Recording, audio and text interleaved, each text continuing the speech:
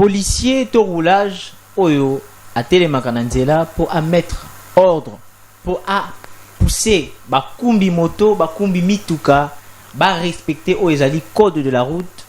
Yemoko azui moto et ba koti na essence cynique. Il y a une question qu'on doit se poser. Tangoye akangaka bato oyo ba memaka moto. Tangoye akangaka bango pona bazui sans cynique.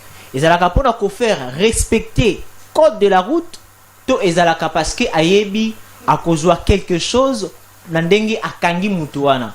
Alors la réponse, ça vous revient à vous de répondre et laissez-nous vos commentaires. Nous allons prendre le temps de lire. Mesdames, Messieurs, bonjour et bienvenue dans votre émission Rendez-vous des Patriotes. C'est un grand plaisir pour nous de vous savoir nombreux devant vos postes téléviseurs. Merci d'avoir encore une fois de plus renouvelé votre confiance au travers votre chaîne New DRC, au travers cette émission, votre émission, le Rendez-vous des Patriotes. Merci à vous tous qui partagez, merci à vous tous qui réagissez sur YouTube, vous qui laissez vos commentaires, parce que nous prenons également le temps de les lire. Merci à vous également qui partagez, qui parlez de cette émission à vos proches. Alors, rassurez-vous que je ne suis pas seul sur ces plateaux, je suis accompagné comme toujours avec mes deux invités avec qui nous allons discuter de plusieurs thématiques que nous aurons aujourd'hui, notamment la motion de défiance contre le VPM Jacquemain Chabani. Nous allons également parler des sanctions qui vient de tomber sur notre ex-président Joseph Kabila Kabange. Et également, il y a d'autres dossiers que vous allez découvrir tout au long de cette émission. Mais laissez-moi d'abord donner la parole à mes très chers invités, M. Herman. Bonjour et ravi de vous savoir encore une fois de plus, c'est bien important.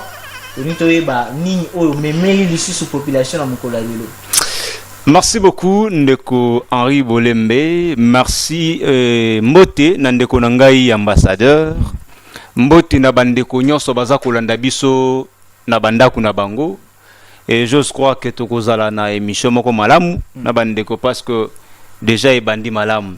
Merci kangai tina yebisa un peu bandeko, je m'adresse personnellement na ba fonctionnaire oyo wapi bandeko bazwaka mbongo na tembe. Il y a des fois tant tokenda kozwa mbongo na tembe, okomi numéro na yo ya téléphone, okomi mot de passe na yo, opesa agent pona pesa yo mbongo téléphone na yo, bokozwa message o kopesa message de confirmation bon ba pesa yo mbongo.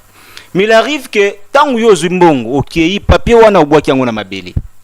Bandeko misu bazalaka mal intentionné, là nazo beta c'est bandeko ba fonctionnaire. Tant okei otiki papier wana.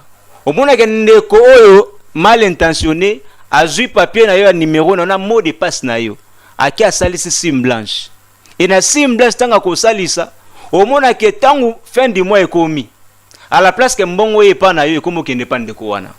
Makambo wana en tout cas ezali mingi yango naza ko beta sete na bandeko nanga ba fonctionnaire bo fungola un peu misu et surtout le lope ezali le 1er mai jour wapi ezali journée internationale ya travail ezali toza ko célébrer fête ya ba travailleurs na yango na sepeli parce que aujourd'hui na agence congolaise ya environnement ba organisaki mobange ya marche de santé et sali penza bien sous le leadership ya le DIRCAB Abraham Etundu Ekumbaki on a pesi mbote en passant. Voilà un peu. Voilà, merci beaucoup Herman, cher ambassadeur. Et Sengomi susu ya romona yo pe ko yamba yo na émission mokona lelo. Toni toye ba peni oyo o memeli population comme message. Merci beaucoup pour la parole cher Henri. Santé Zali Malamou. Je tiens également à saluer nos téléspectateurs qui nous suivent à ces moments et surtout le mouvement Réveil de la jeunesse congolaise au Balandara émission Oyo. Je pense que Toro Lexatan au Malamou et Longo Tozala toujours ensemble peut te partager moment ya Malamou na bandeko na tango Oyo to ebiete mboka na biso ezana makambo ebele ezoleka na bina tango tokosolola toko découvrir o ezali ya mabe pe ya malamu durant cette émission. Voilà, merci beaucoup, monsieur Herman. Merci Penandeko, ambassadeur. Mais quand Herman au Lobeli au État libre fonctionnaire, naza ko rappeler pe communiquer moko ya comité de suivi ya paye au ezalaki basali communiquer balobi boye la clôture de la paye du mois d'avril 2026 et retour au calendrier normal de paiement des agents et fonctionnaires de l'État, c'est-à-dire ba clôturer paiement ya ba agent surtout à l'État pe ba promettre que ba paiement wana ezongi normal na ba date na ndenge toyebela ndenge pe eko continuer kozala toujours. Mais jusqu'à présent ils en a bandeko epele pe ba baza kolobaki nanu ba réussir ba juna ba mois na ba mbongo na bango ba mois impayé na bango te. Mais na côté la communiqué au l'État a sali agence comité il y a suivi des payes à sali Herman réaction dans les années. Merci beaucoup Ndeko Henri. Tango ya malamu eza ko salema il faut to louer yango parce que na mambo eza ko kende en tout cas comité a suivi a paye pour ngai na ke bisayo que balaka biso que tokokoma mois avril toko déborder les sous mois té, c'est-à-dire que le lot ça le premier, c'est-à-dire que mois avril et salaire que vous allez souhaiter que mois et sili après ba futa yo na mois avril mais ba futa na mai et ils allaient sous-souter parce que déjà na yebi ba yebi saka biso que ba ko banda ko futa depuis le 22 avril mais le lot ça le premier mai mais ba tout misusu ba futa minante toza ko fêter oui balobi to fêter parce que le lot ezali journée to fêter à déclaré férié payé sur toute l'étendue de la République démocratique yango wana ndeko mais le mal ezali ke to vanda férié na bandaku mais mbongo ezate bo futi biso te on va faire comment, on va vivre comment parce que na mboko ke chaque fois à la place boye bisabiso que to bandi le bandi le 26, bon, moi et bandi le 1er, si le 30.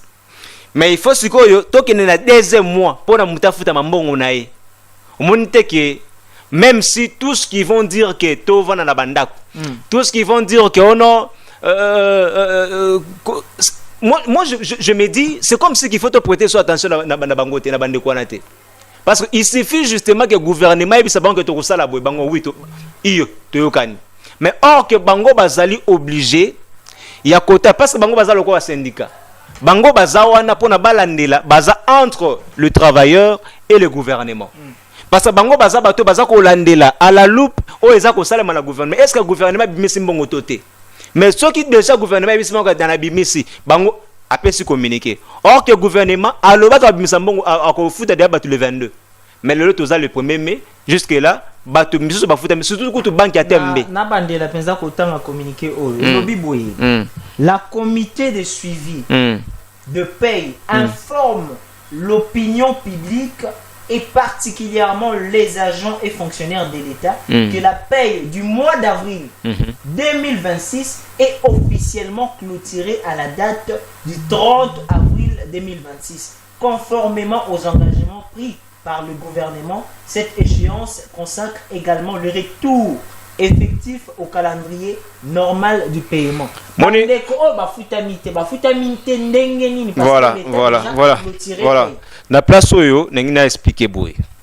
Bango musala bango ezanini. Bayebi sabino que l'état déjà bimi simbongo. Pona l'état déjà fouti. Mais déjà mbongo bimi. Mais maintenant il tire li ba banque. Ba banque loko ba tembe ba excess ba onde ba futa ba tout parce que l'état déjà bimi simbongo à côté de mbongo na ba banque wana mais ba banque maintenant il faut ba ça la procédure ndenge ba salaka et ko permettre que ba fonctionne ba mbongo nde mbongo eza juste là au niveau ya ba banque bon suivi on il faut que jour où l'état bimi simbongo na jour ba za la servi au moins que moi procédure wana l'état faut à landelango.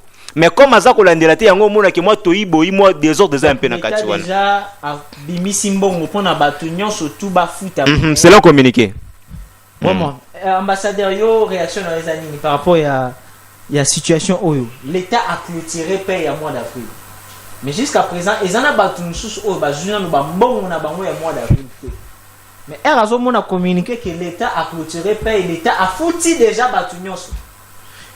Bon, c'est une information exécrable, moi je dirais, parce que oyo tozo vivre sur terrain eza mususu oyo communiquer zo lobeza mususu. Laisse-moi vous dire que il y a ceux basi minon mbongo na bango te. Mais communiquer zo ba que l'état déjà foutu. À clôturer paye à mois d'avril. Mais ça bilo mo boto benga ya lukuta. Lorsque vous les cas ou vous avez cette information et que batnion soit foutami. Est-ce que réellement faut ça la suivi.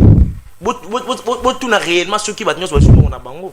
Mais aujourd'hui vous paye ça communiquer pour na koloba été to clôturer déjà paye il y a mois d'avril. Mais tandis que batnion soit foutamité. Tout n'a va fonctionner le rôle là enseignant, médecin et policier, militaire soit foutamité.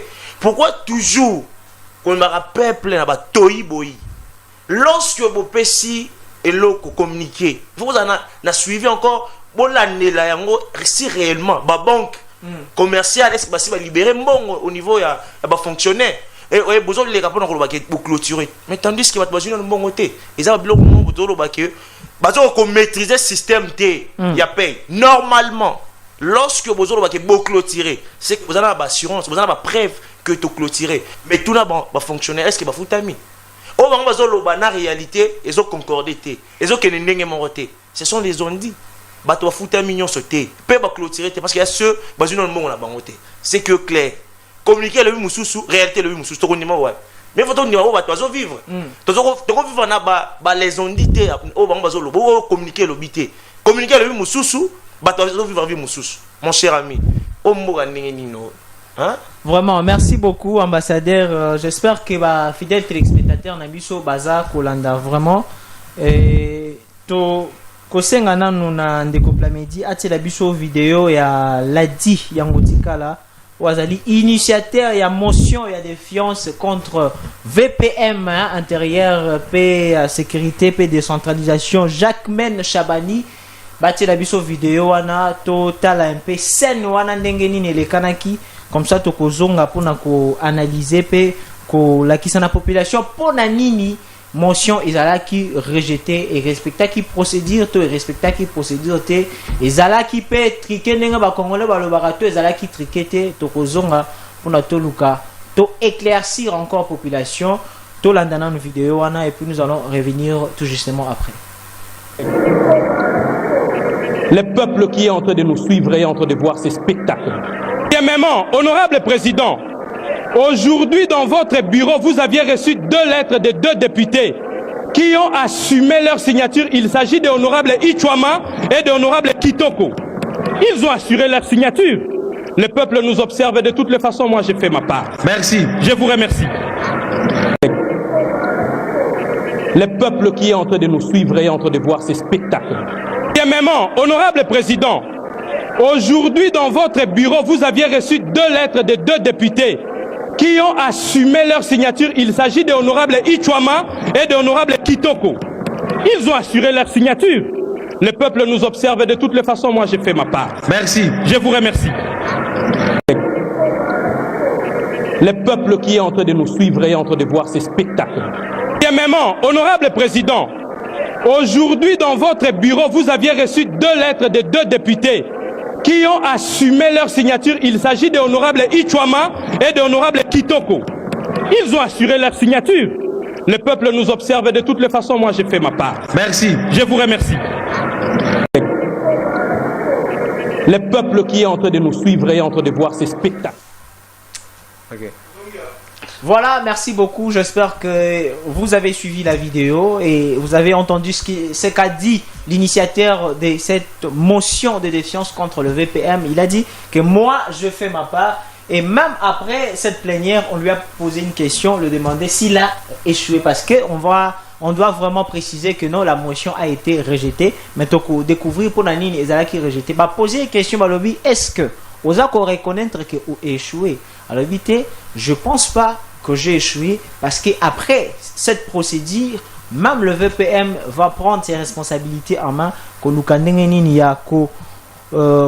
ma sécurité dans la ville province à Kinshasa, parce que motion on doit rappeler à la population, c'était parce que il y a eu cette insécurité totale dans la ville province à Kinshasa et quand à Kinshasa mais dans la province misusu pe kota là niveau ya insécurité komata esengelaki na bakonzi bazwa responsabilité na bango en main. Émotion ya défiance ezalakisi que toza kosala yo lisusu confiance te, c'est-à-dire que ba attribution na yo on dirait oza ko assumer yango te, et esengelaki na ministre atelema liboso ya ba député pe a expliquer bango pe a se défendre na oyo babandaki ko reprocher na yango. Alors ambassadeur na kopesa yo parole, et nous avons tous vu la plénière, d'où balobi ke ezalina ba député 4 oyo ba kombo na bango na chambre basse baza ko reconnaître yango te, pe ezana des députés oyo ba retiraki signature na bango yango esali ke akoka initiateur ya motion a atteindre 50 signatures te, et puis motion eyaki kozala rejeté. Mais analyse na yo na affaire o ezalini. Toutes mes félicitations à l'honorable l'a dit Yangoti Kala. La liste continue. Je sais très bien que ils ont facilité, mais tu as fait ta part. Mon frère Henri, je l'ai dit tous les jours, on ne réforme pas un système pourri, mais on le remplace par une conscience nationale nouvelle. C'est pour dire que nous sommes dans un système où on nous impose des choses. Nous sommes dans une classe politique où on nous impose des choses. C'est-à-dire, nous le savons tous, la procédure est sengi pour un député qui a une motion au niveau du président ou encore au niveau du bureau. Il a fait sa part en tant que député, en tant qu'honorable. Il a réuni 50 signatures. Il a une motion. Il a convoqué plénière. Et là, il a dit que le système est établi dans le cannabis. Que ceux qui Henri Azan a IDPS et que Herman Azan a IDPS, il faut la défendre comme toi IDPS au lieu de défendre la nation. Nous sommes dans un pays où tout le monde va être un militant et non un patriote. Pourquoi? Système politique n'a biso et comment imposer biso makam. L'a dit, je ne crois pas qu'il y a un IDPS. Je crois qu'il est indépendant. Azan Elia Chopo. Union sacrée. Adam Chopo. Union sacrée. Mais à la union sacrée. À la union sacrée. Mais il faut tout comprendre, les amis. Tellement que IDPS est comme un mot le parti politique.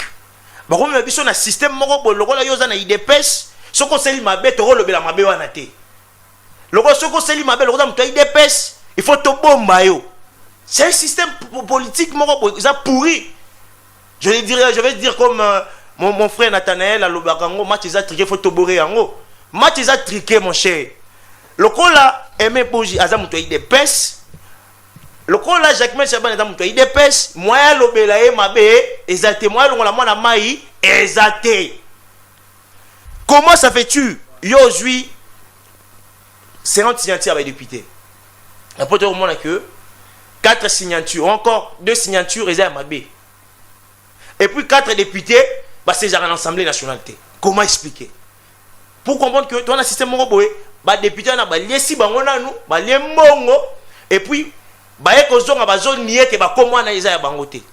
Entre autres, Etouama, Kitoko, bah, rédiger bah, lettre, bah, déposer au niveau du bureau. Mais c'est le même député, oh, bah, il y a des gens qui ont bisoté. Ils ont vraiment les télévisions, ils ont retiré la signature. Est-ce que c'est normal? Est-ce que Oyo l'a dit à ça, les Japonais ont intérêt privé, ils ont intérêt collectif. Collectif et bâtiment, Oyo Azana Mokana Biso. Et moi je ne comprends pas. Est-ce que lorsqu'une personne défend Mokanae, il faut toujours limiter dans une position politique?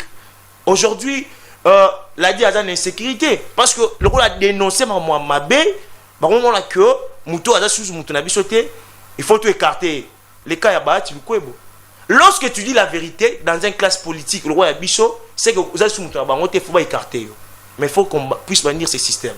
Il faut tout bannir ce système Oyo et ça pourri dans le niveau de la aux hommes de IDPS, il faut tout ce qu'on a.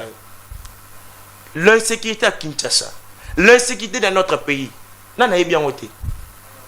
On va murmure, on enlever bateau, on va braquer bateau, on va mouiller, on va ba criminel partout na Kinshasa bazali surtout le belé on va que insécurité sur le ils a ba rumeur est-ce que vraiment na mboka où ya biso ou bien dans un état normal est-ce que makambo bako le belé bako beta maboko na ministre intérieur faut qu'on se le dise mon cher et l'a dit le a comme le roi ba député oh ya biso to voter peuple parce que le député nous représente au niveau de l'Assemblée nationale mais bango ba comme complice à système ba comme complice à bateau va travailler na bango au lieu de défendre le peuple ba comment défendre l'intérêt privé na bango le roi député ba PC moi mon solo mon boy habité le roi libota na ngeza na pasi il faut na défendre na nous intérêt nanga les ventres d'abord au lieu de défendre la patrie mon cher je pense que il faut tout le la ramarambo et il faut comme la rabango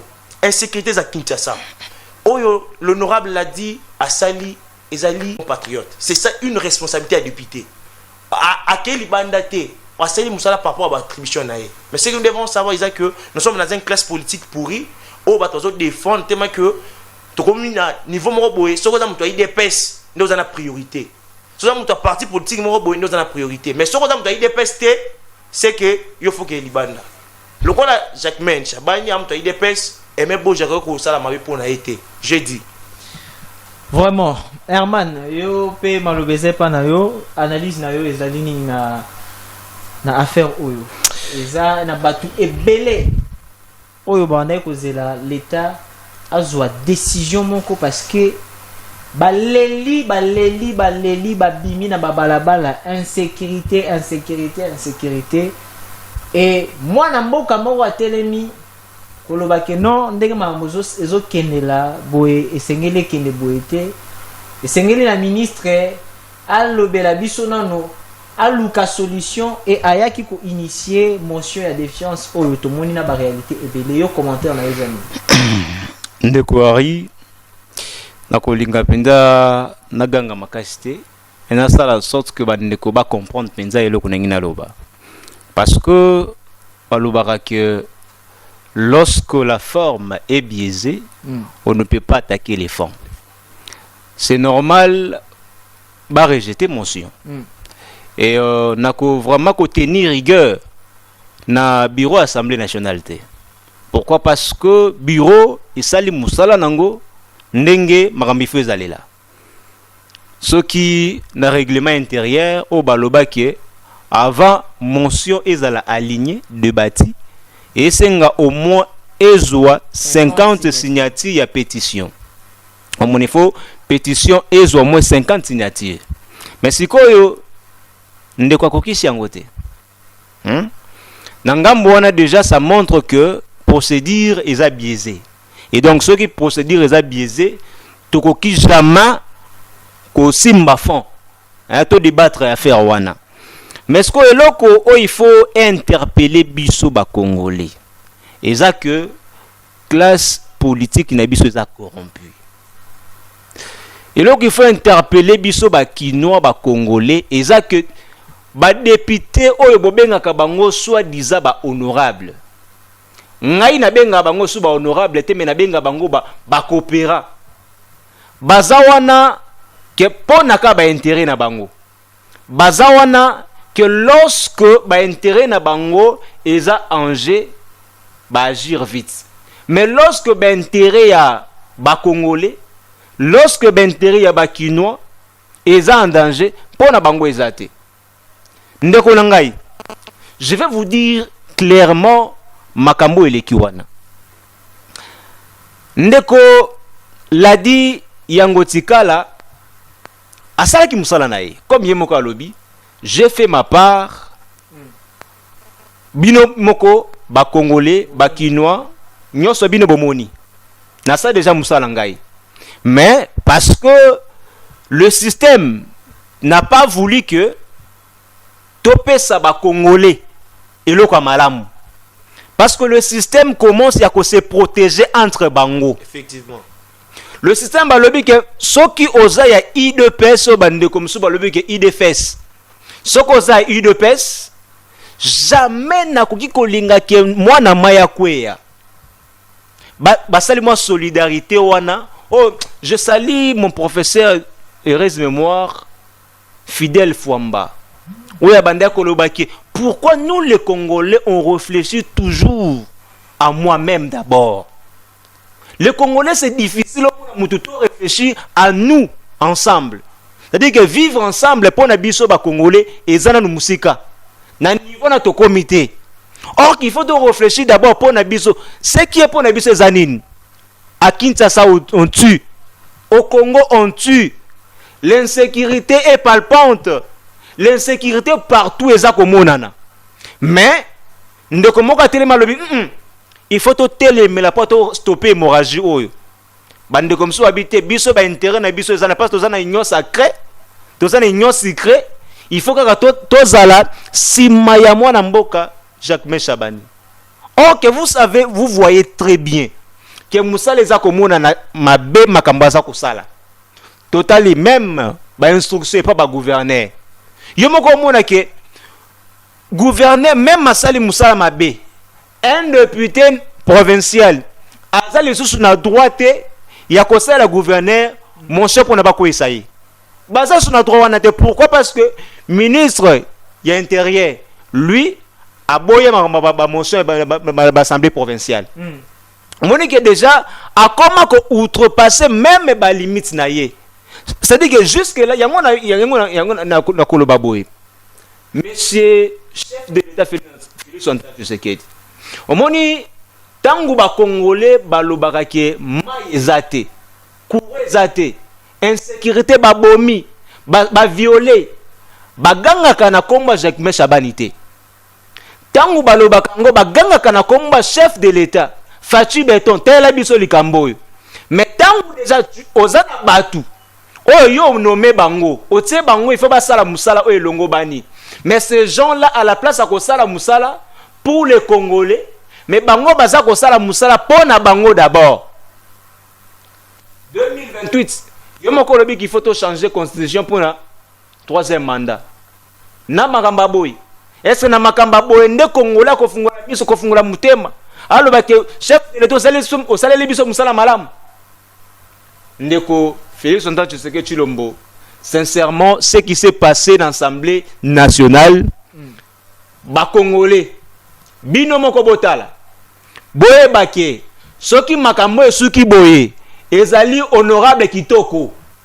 Boye bake, soki makambo esuki boye, ezali honorable itwama, bango, batoyo, ba corrompu, batoyo, bazui mwa kanyaka, balingi ba la signature na bango parce qu'on sait toyebi ba jeune bino bozalaka ozumwa quelque chose na butu yo mo lobité nde na signaki na longo la signature nanga pone empêcher ye oui bolongi Jacques Chabani akweyite mais boye ba que ba congolais baza ba otala bino.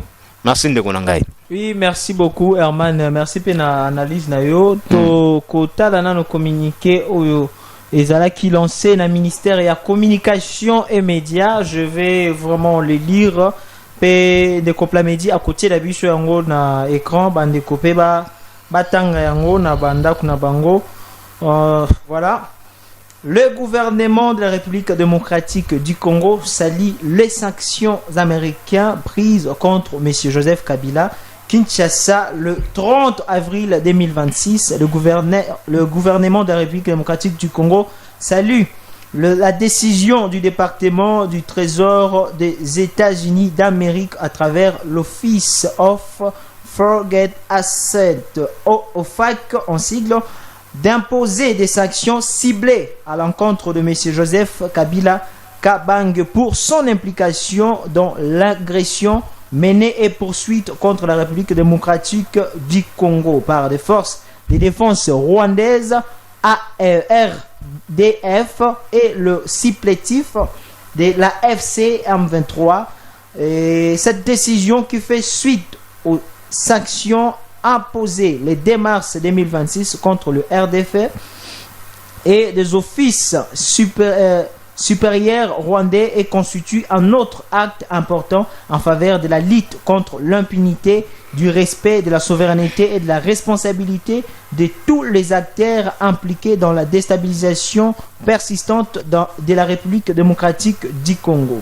tosuka wana eza vraiment mulai ndeko Herman to monaki pe to moni yango na ba plateforme ebele baza ko annoncer biso sur sanction oyo uti ko kwela l'ex-président Joseph Kabila Kabange. Je vais donner la parole à notre ambassadeur Samuel Osongo.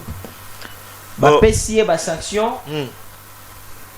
Pendant un long moment, to bandaki ko lukatoye ba nani oyo azali na sima ya ba M23, nani oyo abundisaka peuple congolais, nani oyo alingi est ya République démocratique du Congo ezwa kinyate ezalaka toujours na ba mort, toujours na ba kolela, nani oyo alingi mupanzi wana ya est ba fetara lisusu te parce que ko fete ndenge nini oyo ofani boende kona yo akufi, nani oyo asoutenaka toujours ba rébellion wana to bandai ko mituna ebele pe olelo to komona ba sanction ya États-Unis contre la personne de notre ex-président Joseph Kabila Kabange. Réaction na yo ezali nini?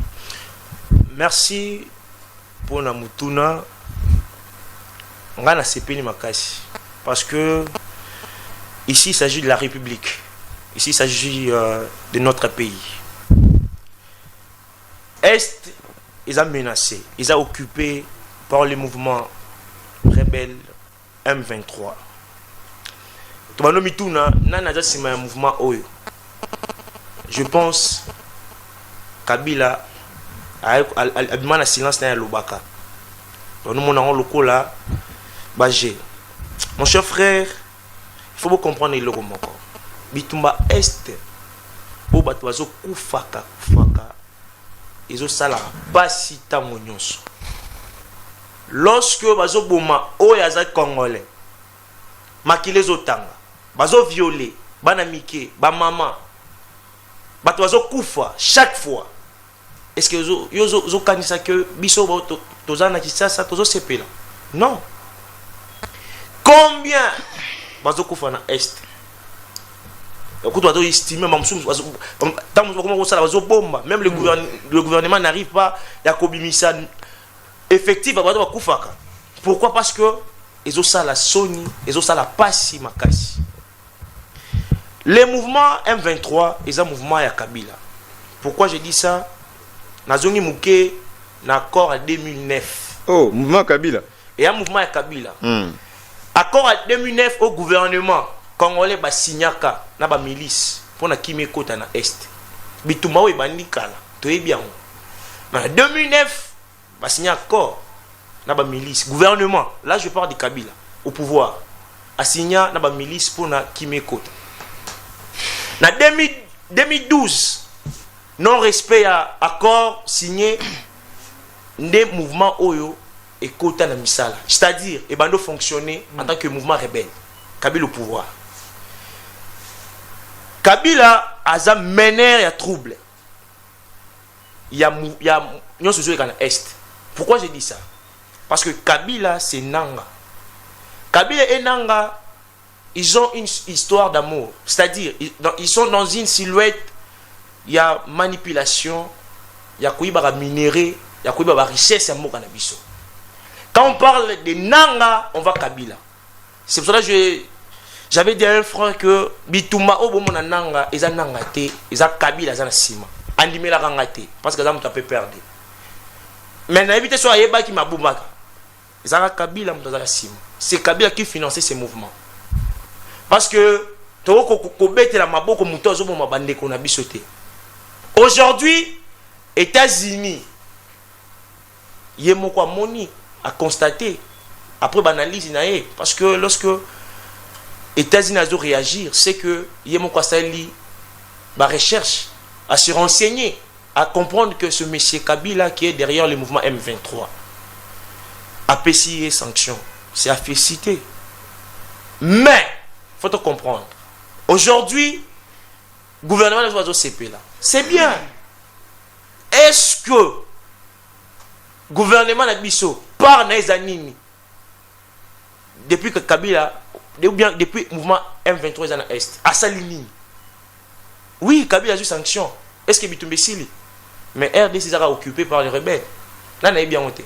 sanction ezwami le 30 avril mais na mi temps tolobana yo le 1er mai ba rebelle bazaka na est na na bien monté. Qu'est-ce que le gouvernement a fait? Sanction c'est bien. Attends ma petite Kabila sanction. Est-ce que les Congolais sont là pour la mouka?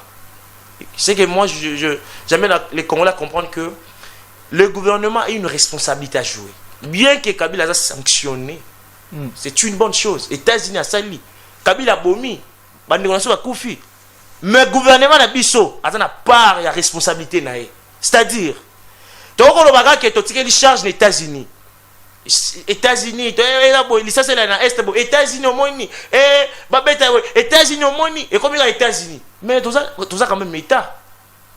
Lorsque tu as la responsabilité de défendre la souveraineté nationale, c'est que tu es un État, il faut défendre la souveraineté nationale à Mbokanaï.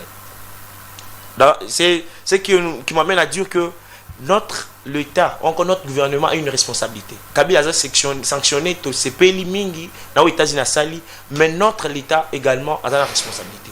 Et na rochité na koloba était mouvement M23 na bande de connexion sur IDPS. O azo soutenir Kabila na moment oyo aza rebelle. Congolais nyonso oyo azo soutenir Kabila aza rebelle parce que loi oza porter na statut ya ba ancien président ya mboka na biso. Et le biboy, président sortant, on a article sénateur, on a commis sénateur, il faut bomba bas secret Yamboka. Bas secret Yamboka, il faut y bomba. Il faut défendre la statut d'un sénateur aux alliés intérêt Yamboka. Mais Kabila a mis la kisi qui a zani congolais. En plus, la congolais a mauvaise qualité. Aza rebelle à mauvaise qualité. Mais à initier, à créer mouvement, à créer mouvement. Sauvons les Congo. Azaka depuis 18 ans à sauver Congo.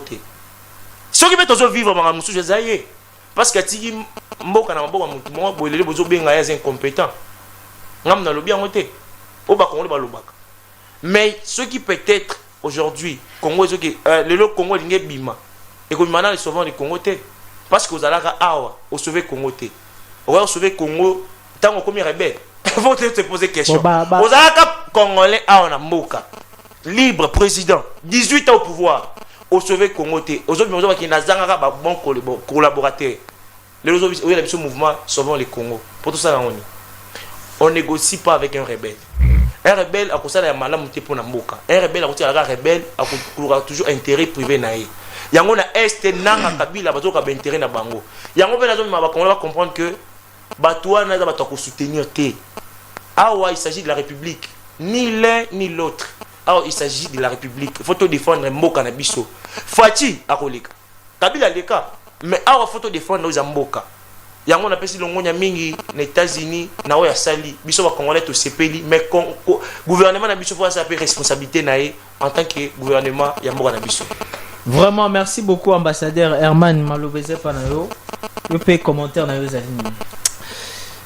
Ndeko Henri, en tout cas, naza na pasi na mawana mutema, puisque j'ai toujours loué la pertinence na pensée à Ndeko Nanga ambassadeur, mais en tout cas lelo naza ko reconnaître penza Ndeko Nanga ité, na moni c'est comme si qu'il pas continuer na fulu, à Kakemi c'est comme si Kolia c'est trop dire, Kolia c'est trop dire parce que déjà dans Gambouana Kolia ça déjà et là qu'on a bango baliaka.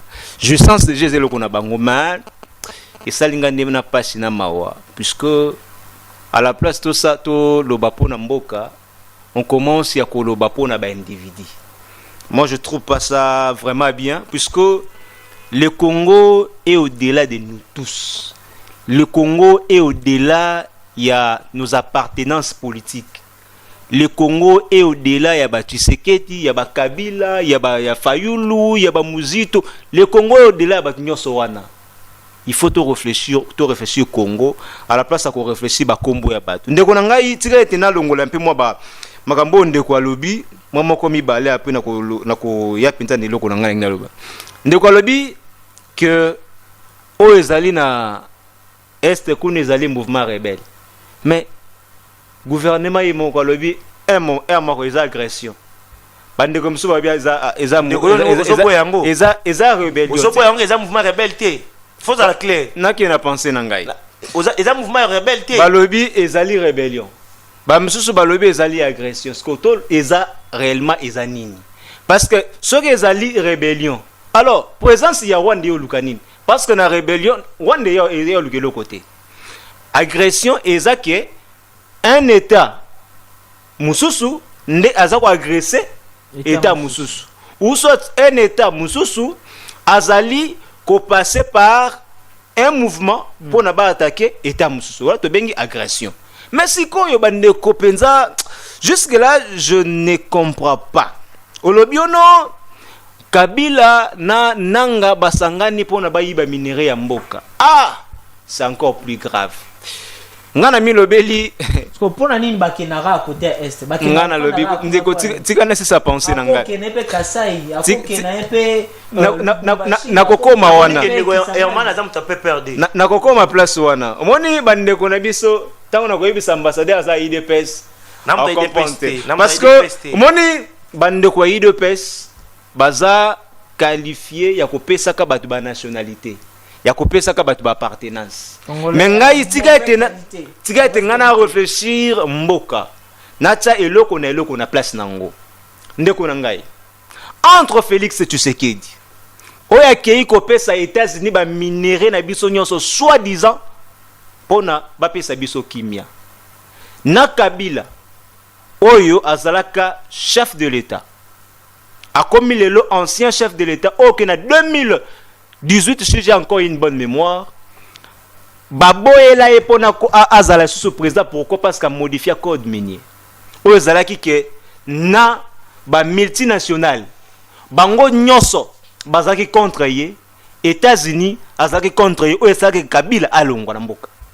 oyo Kabila ba détester ye na Tshisekedi muntu apesi parce que basire moi kimia or que depuis accord et signement tilelo est-ce que ta moi solo ya kimia tozwango Israël mutomba lobaka une fois atuna kay mutuna atuna ka mama na biso kay kwamba ayebisie bosigné oui eza malamu lobiki a nini accord o eza comme makimia mais kimia ngo ekokoma jour nini M23 bakolonga wana jour nini AFC M23 et puis territoire wana ekozala ba occupation ba puissance étrangère ekolongwa quand yema kolobani ayebité soka zaka na réponse alingaka pesa parce que ayebité c'est-à-dire que États-Unis c'est pour cela moi je réfléchis en disant au moni sanction ya Kabila eza justement contrepartie au ba pesi Félix to régime par rapport ya ba migrants au botinde la bango moni ba mboke belé ba boyi ko ya ba migrants bakotinde la biso kala mingi te ba afghan et que ba monique contrepartie fait la nini il faut to sanctionner Kabila parce que eza le régime eza na posa lango c'est-à-dire que et puis vous allez voir que la sanction est pesée sur quoi parce qu'il faut to yeba que sanction ngo eza nini eza na côté na eza mingi beaucoup plus sur le plan économique. Parce que ce que zake bakokanga ba biloko Kabila na oeza na États-Unis et puis bakopekisa ke ba mboka basala ba faire na Kabila ba mboko baza contrôlé par États-Unis. Ce qui Kabila za na ba biloko aux États-Unis. Ce qui azana ya posa pa aux États-Unis. Ce que sanction na bino. Asa na ngoni. Voyez que vous pouvez sanctionner quelqu'un. Vous pouvez sur le plan international, en droit international. C'est le Congo qui peut sanctionner un Congolais ici. Mais un autre État peut sanctionner un citoyen de notre État, mais seulement na Mokanaye. À quoi sanctionner peut-être un États-Unis a sanctionné Moutunamboka Ezalakate. À quoi sanctionner, oui, mais jour au Kokota Nambokanaye. Aye bisa que yo au Kokota Susamboka Nangate.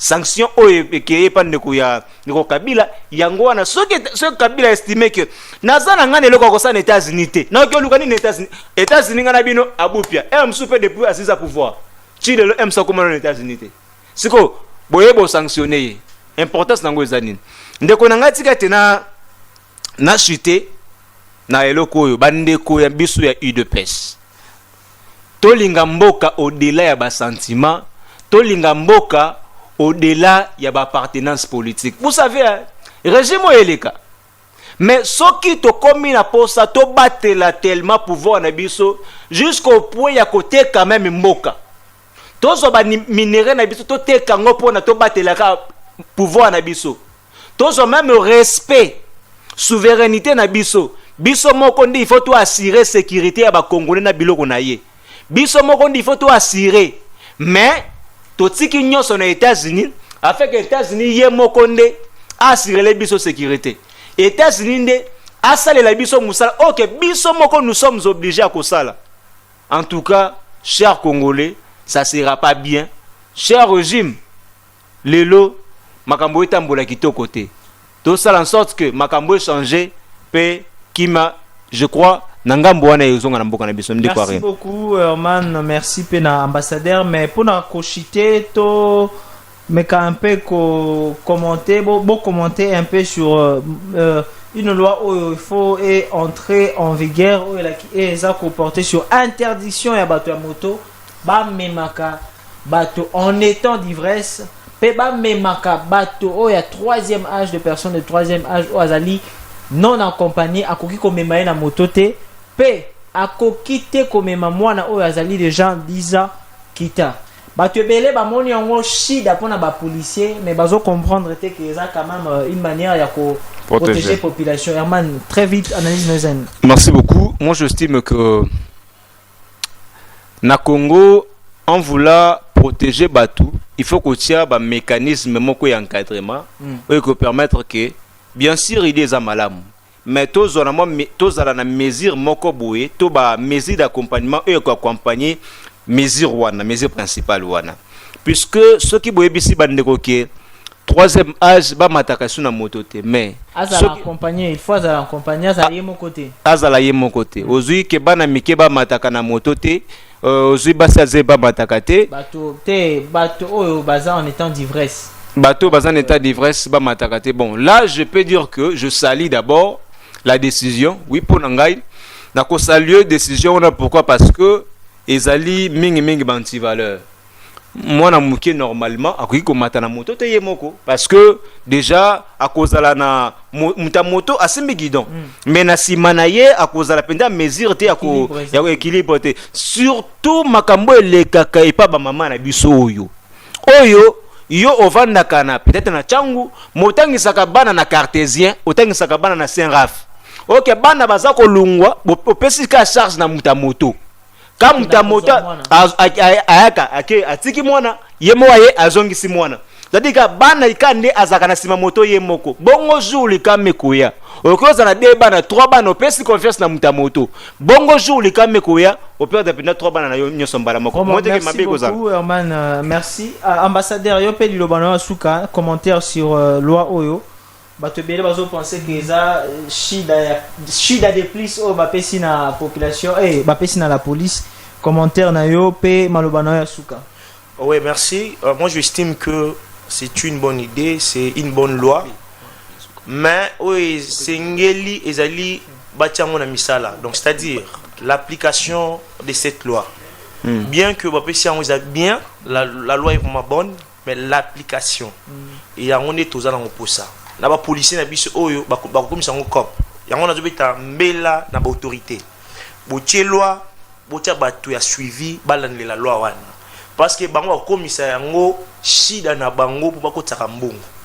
Chères autorités, nous vous prions ya ko tuzwa loi ona rigueur peut ko respecter yango ba policier na biso ba wanokanga na bato oyo asele loko te na mona peut-être azana mutu na sima azana na sima mais ba kokanga ikaka c'est-à-dire tout ça pour ça loi isa malamu pe bacha pe na misala pour na intérêt à bana pe population na biso. Merci beaucoup ambassadeur Malobano ya suka pour na émission lelo.